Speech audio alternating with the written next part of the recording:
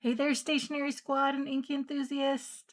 Welcome back to the channel. Welcome if you are new. I'm Kristen Creates and I am your fellow rabbit hole dweller of all things stationery, and particularly right now I am in the fountain pen era of my life.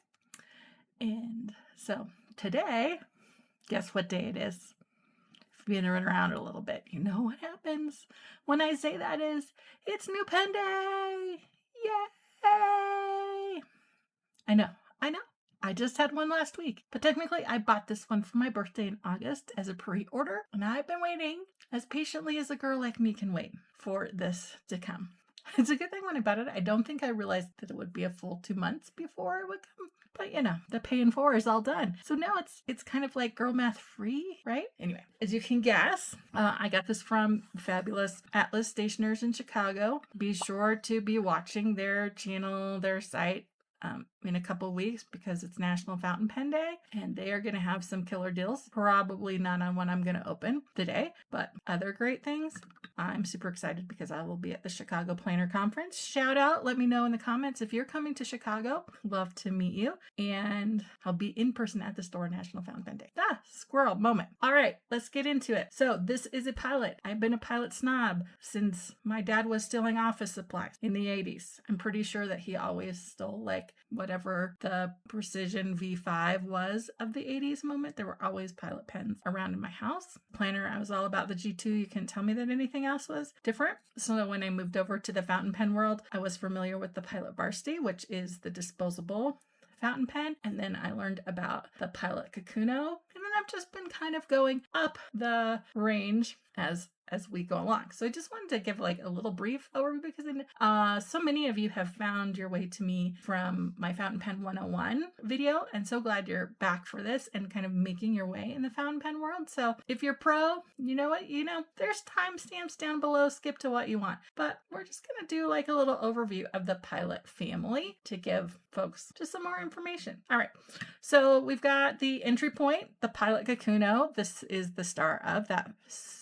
said Fountain Pen 101 video. It is going to be under $15, $8 if you pick it up on one day. Nice little smiley face on the nib. If your first time writing with a fountain pen, then that smiley face helps kids and first time fountain pen users know which way is up and how to write. I have 4 or 5. I have a lot of Kakunos. Not sure what a ink is going to do or just want something in and out really fast. I'll ink up a Kakuno. I do have a converter that you purchase separately. It's not going to run you a lot of money in this particular one, but most of the time people are using cartridges. Not a problem. All right, so we've got the Kakuno. And so if we do pilot math, we'll take, depending on the site and where you go, price-wise, 2, maybe 2.5 Kakunos will get you in the Pilot Prera range. I did notice a price increase. I don't know if it's because there's new colors, but these used to be about $40, and I noticed one on Jet Pens, which usually has good deals, at around the $60 range. It's still like the next level up. It's surprisingly, it's actually the same nib as the $11 one. Pro tip there. But it's definitely it's kind of the step up. It's really compact, smooth. What I particularly like about it is it's a clip cap, so we're not screwing and unscrewing. So if that's like one of the things that held you back from fountain pens, then the Pilot Prera is a good match. It's kind of the older siblings. It's still that steel nib, but overall we've got better quality. I think everybody would call this plastic and they call this acrylic. Are they both plastic? Yes, they are. But this one is much thicker plastic. It's smoother. It's heavier weight. There's just build quality and overall there's a step up, even though you have the same nib in both of these. All right. So 2 or 3 Kakunos get you to a Prera, and then depending on the price, probably 3 Preras, am I saying that right? Will get you to what is in this box, and that is the Pilot 74. So we're going to call this the Gold Nib Gateway. So it's the first kind of in the lineup with just the lower end of the gold nibs. So hey, if you haven't checked the price of gold lately, it's kind of high. If you're investing in gold, can we be friends? Because I need to buy some more pens. Kudos to you. Anyway, so we're going from steel nib in our Pereiras to a gold nib in the Pilot. Custom 74 in Lavender Fog. So this is a new North American exclusive. That's a big deal because usually Japan gets all the cool stuff and we get black from Pilot. Their Pilot is not like Sailor or Platinum or Banu or other people that are putting crazy colors and doing cool things. Most of the time it's black and 2 or 3 other colors like brown. So to get this in like a purple is kind of cool, at least in their gold nib section. So we have got this classic cigar shape to it. We've got a nice great weight clip. It is plated in rhodium trim. So don't be fooled, even though everything, even when we open up the pen, it's going to be silver. It is a gold nib. Funny thing about we're people that obsess in the fountain pen world, a debate. Do you leave your sticker on or off? I am a sticker off girl, so I'm going to peel it, but I am going to keep it on the box in case something happens and I ever want to sell it. All right, so here is, and now we're going to play the game of whether the camera wants to do cool things like show us the nib. And can it focus on it? No, maybe. So it likes it if I can get it in a very specific square. All right, camera, how about if we play the put it on a white piece of paper game? All right, so this is the number 5 nib.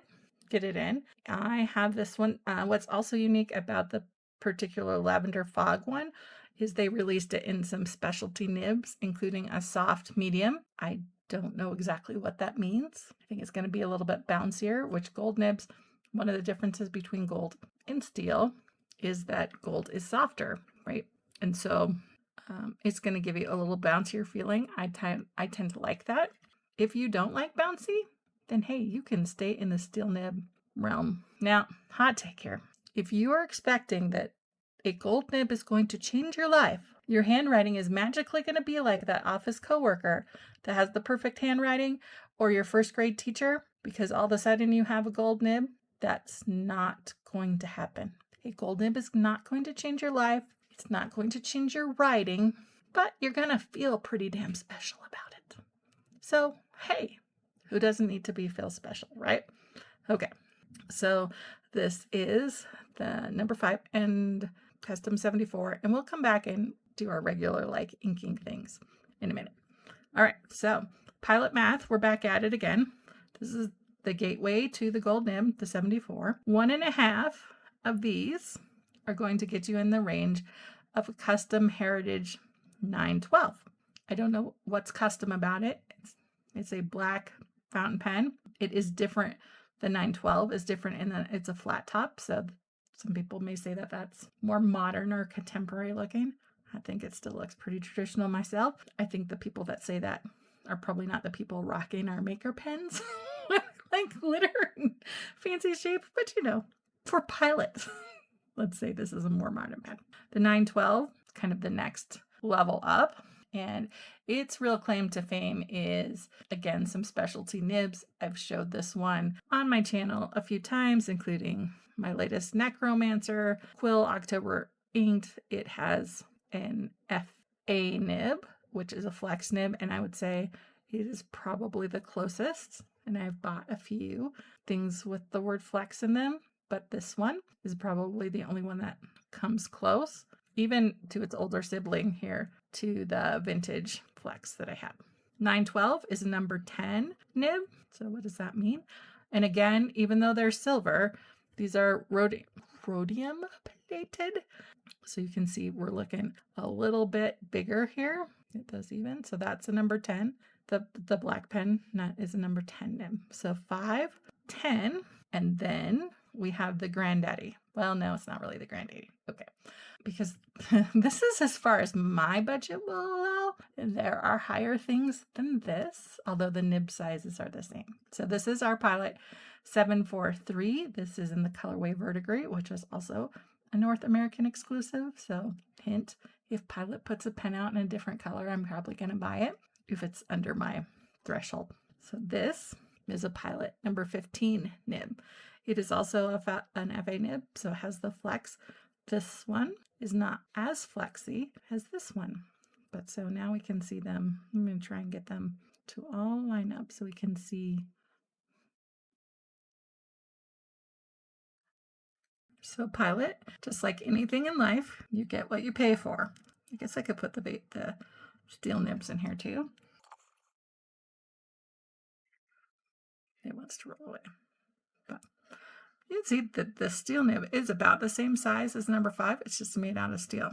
I don't know if I said it, but the 15, 743, and its cousin, the 842, 843, it's essentially the same pen as the 743, but with vac filler. I find vac fillers incredibly pains in the asses to fill, so I don't need to spend that money on it.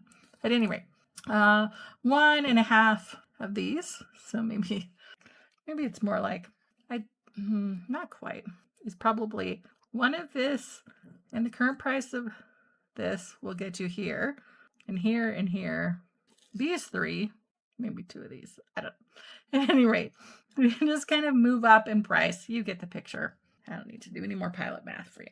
Okay, so new pen, what are we going to do? We're going to find some ink to go in it. For my more experienced friends and inky enthusiasts, you might be wondering, as I did, hey, how close in color is this? Because this kind of gray purple has been used in a couple other pen companies, most notably Sailor. So when I saw it, I thought, gosh, that is very similar to Every Rose Has Its Thorn. Sailor, if you're looking online, this is sold out. This was a limited edition last year, maybe 2003. So here they are, kind of side by side. Lavender Fog is definitely more lavender more purple, and then the Sailor Every Rose Has Its Thorn leans to the bluer side. Both have a gray undertone. I would say the Sailor is a cooler gray undertone than the Lavender Fog, even though this is still a cool gray. This is not the color theory video. That's for another day. Okay, let's find some inks for these, shall we? Okay, well, I'm back. The sun's gone down. We've made dinner. Now I've got out my inks. Picked a handful of them.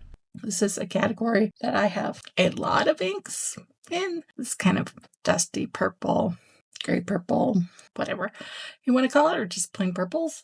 So I pulled a few. Some I have like little samples, so maybe we can kill a bottle. Some bottles that I just love, some my personal favorites. Just a good mix of things, and we'll test them out and see which one gets to be the lucky ink to go in the pen first. I'm kicking myself. I've been scrolling to try and find. I saw somebody that was swatching in circles on Instagram.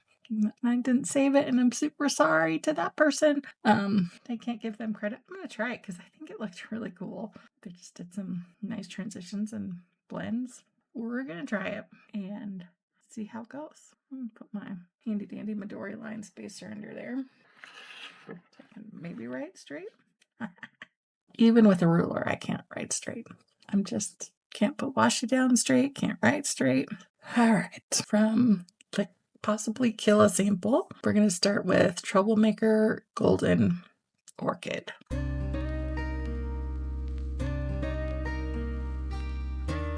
am doing this on Yum about bank paper this time.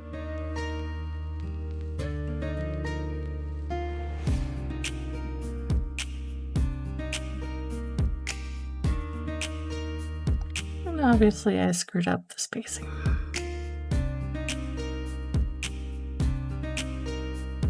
I think I'll do the writing with the Pilot and then just do some bigger swatches with the Kakimori to get a chance to see all the colors.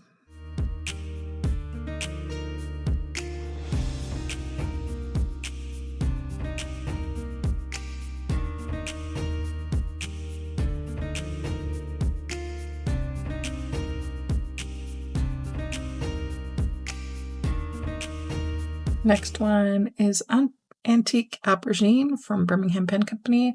I've had this bottle all year. Haven't put it in a pen yet. This could be it.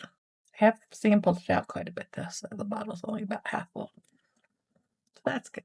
Either use your inks or share them, right?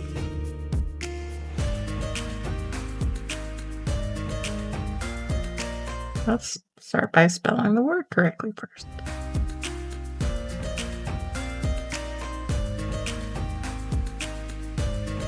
Goes down brown and then kind of dries to a dusty purple. It's kind of an interesting color that way. When I first got it, I was like, ew, I don't like that at all. But it has grown on me a little bit. Not gonna lie. I just probably bought it because I love the word aubergine.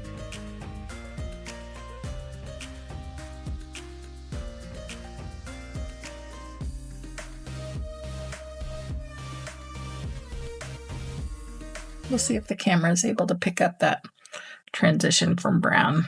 The next one, I have a sample here on my desk. Look, it's almost gone. I did buy a bottle of this. I think I got the bottle first, and then this was like a random 8 sample from the shop that we don't shop at anymore because they don't believe this, or at least they have not affirmed that they believe in this. I didn't buy the bottle for them. I bought the bottle from my local shop. But this is Sailor Yermeko by Kua. Yeah, because I didn't say that right. This is the most fascinating color of ink. You never know what you're going to get. It really changes based on what paper. Like in my swatch card, it's almost a green. On this bank paper, it usually ends up being a purple. Tomoe, I think, is a green-ish trend. Do my swatch card while I have all these out, because that would be really smart, huh?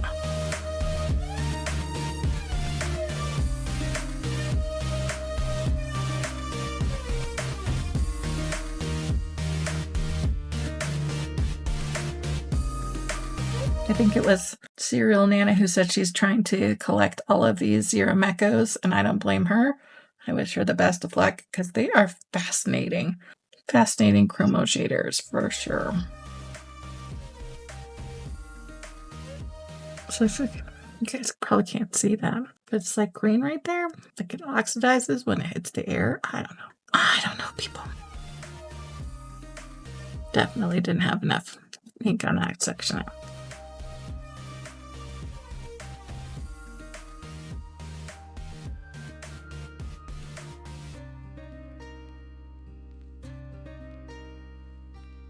Okay, next is a shimmer, so I'm probably not going to put it in first, but I just want to see what the match looks like. I get confused between Wearingul's Persephone and Wearingul's Jane Eyre, so we're going to do both of them side by side and see if we like one better than the other. So we're starting with Persephone.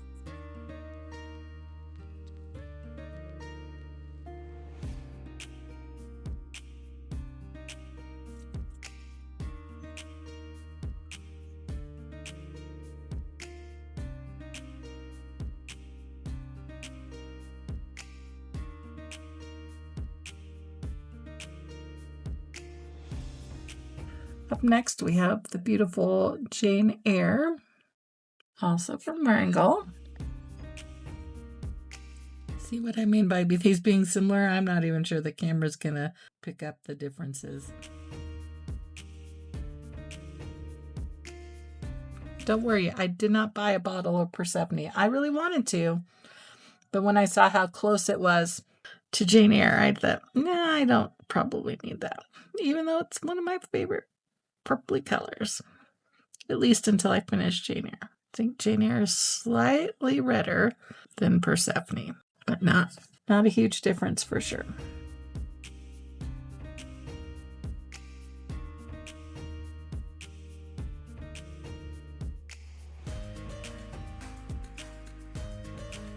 Definitely feeling the softness in this nib compared to other medium nibs. There's no rhyme or reason to my circle pattern here.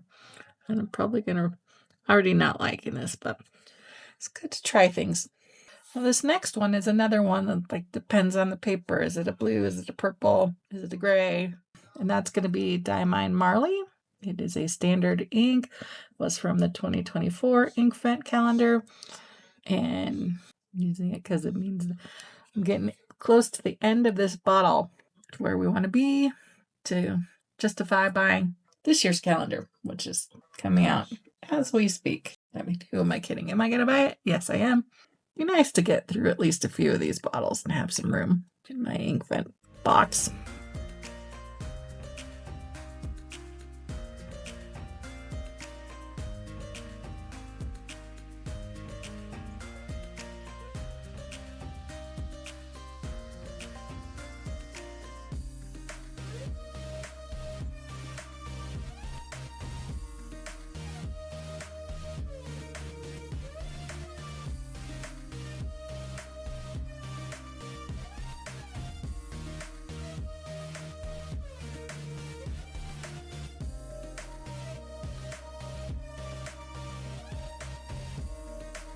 Just because I think it'll look pretty on this page, even though I know I'm not going to put it in the pen right now because it is jam-packed with shimmer, but it's sitting on my desk from an ink swap with Pen Friend.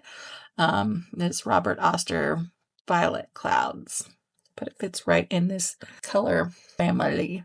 I haven't used this one before, so I don't know if it's that I have too much water in my nib from rinsing it, or if it's a really light ink. I feel like the person that sent it to me said it's pretty light and sometimes can be borderline legible. You may notice some like hard stops as I'm doing it. I'm hoping that's just simply because I'm just dipping in. It's a very pretty color though. It reminds me of Dominant Industry Pearl Lavender, which I think will probably be our next color anyway, so. I try not to do things symmetrical, but they end up that way anyway, so. It's been anytime I try and do anything random.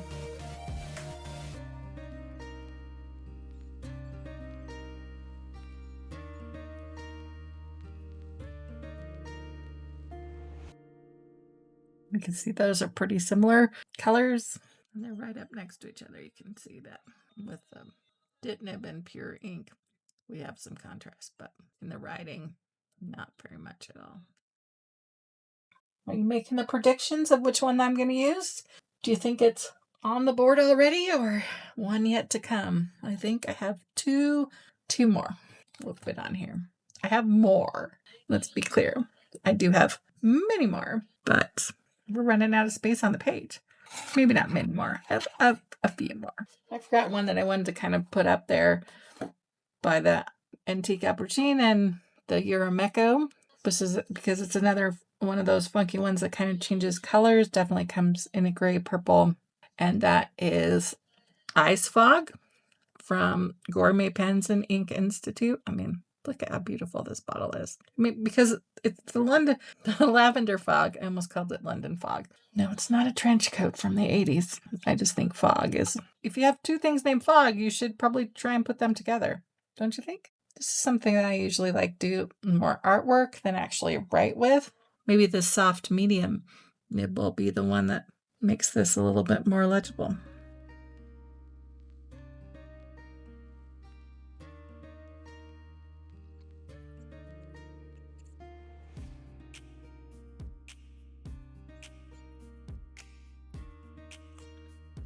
So on this Yamamoto paper, we're definitely getting the bluer parts of this, but I don't know if you are seeing this one as it dries down. We're getting a little bit more cool purple.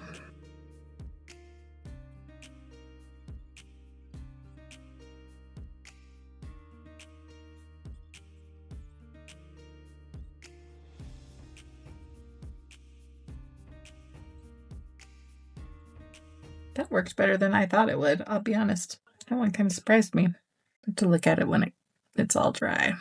Definitely is coming off more blue in camera. The little hint of purple isn't coming through yet. And last but not least, my favorite purple of all time, Robert Oster Sydney Lavender. I've been through, this bottle is about half empty. Pretty good for 30 mil? No. So halfway through a 50 mil. I bought this at Atlas last November, so halfway through a 50 mil in a year. Can tell you how much I love Sydney Lavender. And I went through 2 or 3 sample bottles before I bought the big bottle. There you go. And I think I've only sent this out as a sample once, maybe twice. So unlike some of my other bottles that are empty because I send samples out, this one is a used, loved and used. It's very wet ink, so I'm not anticipating that we'll have some of the challenges I had with some of the others.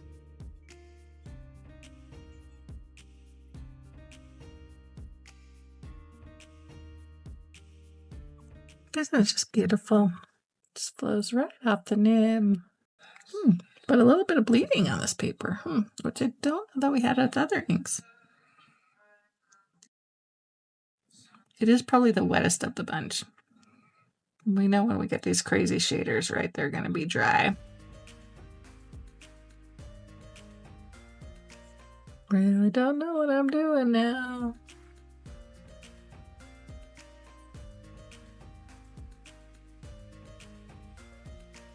All right. I think everybody is pretty much dry. So what do we think? The antique aubergine is really nice. The Sailor Bayuka, I like the antique aubergine. I'm just not sure it's wet enough. I also like the Gourmet Pens Ice Fog. We'll have to wait and see. What's it gonna be? All right, did you guess it right? The color that I inked this up with was Ice Fog. I mean, when two things are named Fog, you don't have a choice. At any rate, I'm just gonna do a little bit of writing here.